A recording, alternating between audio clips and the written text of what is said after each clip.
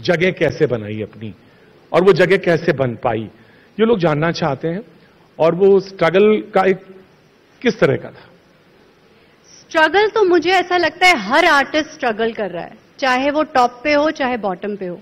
अगर आप अच्छा काम करना चाहते हो, you will always struggle. I am a perennial struggle. मुझे पता है कि मैं हर जिंदगी में हर वक्त स्ट्रगल ही करूंगी, क्योंकि मैं बेहतर काम करना चाहती हूँ, क्योंकि मुझे ऐसा लगता है कि I am not working for fame. मैं सिर्फ फेम के लिए, फोटो खिंचाने के लिए या एक बड़ी गाड़ी या बड़े घर के लिए अगर मैं काम नहीं कर रही हूँ, और मैं हर वक्त ये सोचूं कि इससे मुझे बेटर करना है, इससे मुझे बेटर करना है, इससे बेटर करना है, आई एम अ स्ट्रगलर।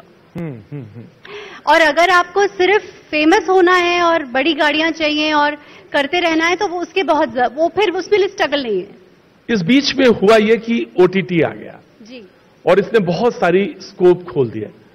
तो सौम्या जैसे लोग इंडस्ट्री में जो मौजूद है, वो उनके लिए क्या स्कोप खुला? क्योंकि उसके बाद अगला सवाल जो है मैं उसके बाद पूछूंगा, लेकिन पहले मैं ये जानना चाहता हूं कि ओटीटी ने क्या किया। जैसे क्योंकि आपने कहा कि फिल्म और टीवी जी, वो दो ही चीज थी जब आपने शुरू किया, लेकिन अब तो ओटीटी है। जी, यही मैं बताना चाहूंगी कि ओटीटी की वजह से एक बहुत अच्छी चीज ये हो गई कि बहुत सारे अच्छे कलाकार जिनको फिल्मों में मौका नहीं मिल पाता था, क्योंकि फिल्म ट्रेडिशनली सिर्फ was about a hero heroine and small character actors, जिनके लिए कोई बहुत बड़े अच्छे रोल्स नहीं थे, उनके लिए बहुत अच्छा हुआ। जैसे हमने बहुत बढ़िया बढ़िया कलाकार देखे, चाहे मनोज बाजपेयी बहुत छा गए क्योंकि वो बहुत वक्त से फिल्मों में नहीं आ रहे थे, उन्होंने बहुत कमाल का काम किया। पंकज त्रिपाठी, जयदीप अलावत, बहुत सारे ऐसे एक्टर्स हम लोगों को देखने को मिले जो शायद हम उनको उस तरह से नहीं देख पा रहे थे। बहुत सारे डायरेक्टर्स, बहुत सारे राइटर्स, उन लोगों को मौका मिला जिनको फिल्मों में मौका नहीं मिल रहा था। टेलीविजन की जो अपनी बंदिश होती है कि आप सिर्फ बहुत मासी कंटेंट बनाते हो, डेली सोप चक्की की तरह बनाते हो, जहां क्वांटिटी ज्यादा होती है, क्वालिटी पे फोकस कम होता है, उन लोगों को बेहतर कंटेंट बनाने का मौका मिला कि ज्यादा बजट, कम फाइनाइट सीरीज और ज्यादा वक्त के लिए प्रोडक्शन पे ध्यान देना। लेकिन अभी भी मैं कहूंगी कि इंडियन ओटीटी अभी भी ट्रांजिशन फेज में है, उनको ये समझ में नहीं आया कि क्या एग्जैक्टली करना है। तो ऐसा नहीं है कि हर शो जो इंडियन ओटीटी पे आ रहा है वो बहुत बेहतरीन है, ऐसा नहीं है। अगर 10 आते हैं उनमें से सिर्फ 1 या 2 ही अच्छे होते हैं। हाँ, तो वो भी एक लर्निंग प्रोसेस है शायद। मुझे बस उसी जिसपे आपने छोड़ा, मुझे वहीं पे आना था। उन्होंने कहा कि ओटीटी पे जो कंटेंट है जो आ रहा है, उसमें से उसका एक फिक्स मसाला है। फिक्स मसाला ये है कि उसमें 15% क्राइम है, 20 से 15 या 25% सेक्स है, और उसके अलावा चीजें हैं। ये कंटेंट है। तो उसमें सौम्या अपने को कहां फिट पाती है इस कंटेंट और इस पूरे ओटीटी के मॉडल में? मैं जब भी किसी बड़े कास्टिंग डायरेक्टर या किसी ओटीटी प्लेटफॉर्म के किसी हेड से जब भी बैठती हूँ, मेरी थोड़ी बहस हो जाती है। अच्छा। मैं उनसे ये कहती हूँ कि इंडिया के सबसे बेहतरीन 5 शोज पहले मुझे आप गिनाइए, और वो मुझे बताइए कि उन 5 शोज में ये क्या जो चारों चीजें आपने कही वो थी, नहीं थी, फिर भी आपको वही बनाना है, तो गलती किसकी है? इतनी शर्तों के थैंक यू सो मच। जो बेहतरीन 5 शोज थे इंडिया के, उसमें ना कोई स्टार था, ना उसमें वॉयलेंस था, ना सेक्सुअल कंटेंट था, लेकिन फिर भी अगर आपको वो तीनों बनाने हैं तो फिर रिपोर्ट कार्ड आपके सामने है, लेकिन फिर भी आपको गलत काम करना है। तो ये तो problem is with the whole thought process of the machinery. मैंने दूसरा ट्रांजिशन लें, हम आपके दूसरे पहलू पे बातचीत शुरू करें। इतना टैलेंट था, कविता से लेके एक्टिंग तक, एमबीए और कॉर्पोरेट वर्ल्ड और दुनिया, रैंप वॉक, सारी चीजें बताई। गाने का मन कभी नहीं हुआ या? आज आपने सोच लिया है कि इसमें सब कुछ होना चाहिए, ऐसा नहीं है। नहीं, मैंने सोचा कि कभी हो सकता ट्राई किया हो। ये आपने ट्राई नहीं किया। ये आपने गलत ट्राई किया। अच्छा, मैंने गलत ट्राई किया। मैं इतना अच्छा नहीं गाती हूँ। अच्छा। मुझे म्यूजिक का शौक है, लेकिन मैंने कभी फॉर्मली सीखा भी नहीं और मुझे आता नहीं है इतना। एनीवे, आगे बढ़ते हैं। फिर एक कोरोना के समय में और कोरोना के बाद में जब ओटीटी का सामने आ रहा था, बहुत सारे लोग आ रहे थे सामने, बड़े स्टार्स आए और एक सोशल मैसेज के साथ आए, तो मैंने देखा कि आपका भी एक काम बहुत लोगों ने देखा और बहुत सारे लोगों ने, सूद साहब को लोग देख रहे थे, और आपके ही एक कोलीग थे दीपेश, उनकी डेथ हुई, उसमें एक चेहरा आपका भी दिखाई पड़ा और वो चीज लोगों को बड़ी अपील की और उसको सोशल मीडिया पे काफी लोगों ने आपके बारे में और कई चीजें लिखी। इंडस्ट्री में एक कोई इस तरह का सॉकर है नहीं, तो जब कोई आता है सामने या सोसाइटी के लिए अपने कोलीग्स के लिए तो लोगों को बड़ा अच्छा लगता है।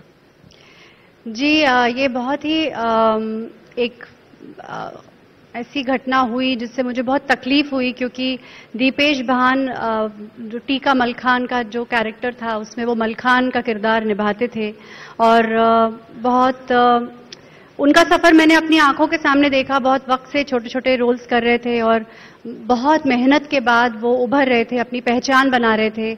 और मुझे याद है कि जब हम सेट पे थे तो वो मुझसे अक्सर कहा करते थे कि मैं घर अपना खरीदना चाहता हूं बंबई में, मेरा एक सपना है, मेरा बहुत बड़ा सपना है कि मैं अपना घर खरीदूं और मुझे बैंक से लोन नहीं मिल रहा है। फिर धीरे धीरे मैं उनसे पूछती थी ऐसा करो शायद अब लोन मिल जाएगा, तो उनको लोन मिला। फिर उनकी शादी नहीं हो रही, मतलब शादी की बात चला करती थी और सब कहते थे शादी करो, मजाक करते थे सबके, तुम्हारी उम्र हो गई शादी करो।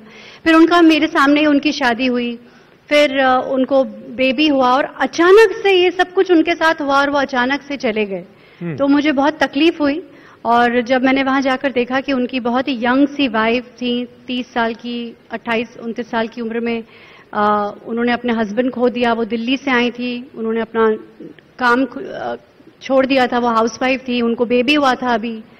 तो मुझे बहुत तकलीफ हो गई और उनके पेरेंट्स भी नहीं थे दीपेश के। और जब मैंने देखा कि उनके पास 60 लाख रुपए का होम लोन है और अगर होम लोन नहीं दिया गया तो वो नहीं ही दिया जाता, क्योंकि कोई पेरेंट्स ही नहीं थे सपोर्ट करने के लिए और लड़की के भी फादर नहीं थे, मदर हाउसवाइफ थी, तो कोई भी नहीं था सपोर्ट करने के लिए। तो वो घर तो नीलाम हो जाता और वो लड़की बेघर हो जाती छोटे से बेबी के साथ। तो मुझे बहुत तकलीफ हुई उस बात से और मैंने सोचा कि क्या करूं। तो मैंने सिर्फ एक लिंक बनाया अपने सोशल मीडिया पे। सबसे पहले मैंने खुद पैसे डाले उसमें, हालांकि वो शो मैंने उस वक्त छोड़ दिया था, और मैंने सिर्फ एक अपील डाली कि मैं ये चाहती हूं कि इस बच्चे को छत मिल जाए। और सबसे दुख की बात ये थी कि उसने अपने होम लोन पे इंश्योरेंस नहीं लिया था, तो ये भी उसने बहुत बड़ी गलती की थी, तो इंश्योरेंस भी नहीं था। और मैं बैंक के पास गई और मैंने उनसे कहा कि मुझे सिर्फ 3 महीने की मोहलत दे दीजिए, आप रोक दीजिए इंटरेस्ट रेट और मुझे 3 महीने की मोहलत दीजिए, उसके बाद ही आप कुछ करिएगा। तो वो उन्होंने रोक दिया और 28 दिनों के अंदर मैंने 50 लाख रुपीस कलेक्ट किए। वाह क्या बात है। तो सौम्या फॉर कॉज, ये भी एक पहलू नजर आया। और मेरी प्रोड्यूसर और बाकी एक्टर्स ने कुछ कलेक्शन करके उनको 10 लाख सब लोगों ने दिए। तो इस तरह से हमने उनका घर लोन बचा लिया। और जब मैं वहां गई बैंक में तो वो लोग तालियां बजाने लगे। उन्होंने कहा कि मैडम आप 28 दिन में ले आई। मैंने कहा बस अब आप मुझे वो डॉक्यूमेंट दे दीजिए। फिर सबने कहा कि अब ये डॉक्यूमेंट उनका हो गया तो कोई भी क्लेम कर सकता है। फिर कोर्ट में जाके उनको सक्सेशन सर्टिफिकेट भी मैंने दिलाया। मुझे मैं सिर्फ इतना कहना चाहूंगी, एक छोटा सा मैं आपको रोक रही हूं कि ये सिर्फ मैं नहीं थी, ये सिर्फ सब लोग थे जिन्होंने हेल्प की। और मेरा यकीन हो गया कि हम इतनी बार कहते हैं कि बुरे लोग दुनिया में ज्यादा हैं, अच्छे लोग कम हैं। मुझे यकीन हो गया कि दुनिया में अच्छे लोग ज्यादा हैं। वाह वाह। और सब लोगों ने मुझसे कहा कि कुछ नहीं होगा, कुछ भी नहीं होगा, ज्यादा से ज्यादा 1-2 लाख रुपए इकट्ठे हो जाएंगे, ज्यादा से ज्यादा क्या होगा, कुछ भी नहीं होगा, कुछ मत करो। सबने, मेरे सब दोस्तों ने, सबने ये कहा। और मैं सिर्फ आप सब लोगों से ये कहना चाहती हूं कि कभी भी अगर दिल में ख्याल आए कि मैं कोई अच्छा कदम उठा रहा हूं और कुछ नहीं होने वाला, ये सोच के कदम मत रोकना, कदम जरूर उठाना, क्योंकि सिर्फ एक कदम की जरूरत होती है, अच्छे कदम की। बहुत सारे लोग आपके साथ जुड़ जाते हैं। So never stop from doing good.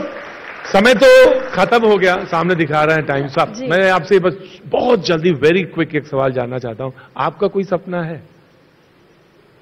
हजारों ख्वाहिशें ऐसी कि हर ख्वाहिश में दम निकले। बहुत निकले मेरे अरमां, लेकिन फिर भी कम निकले। अब इसके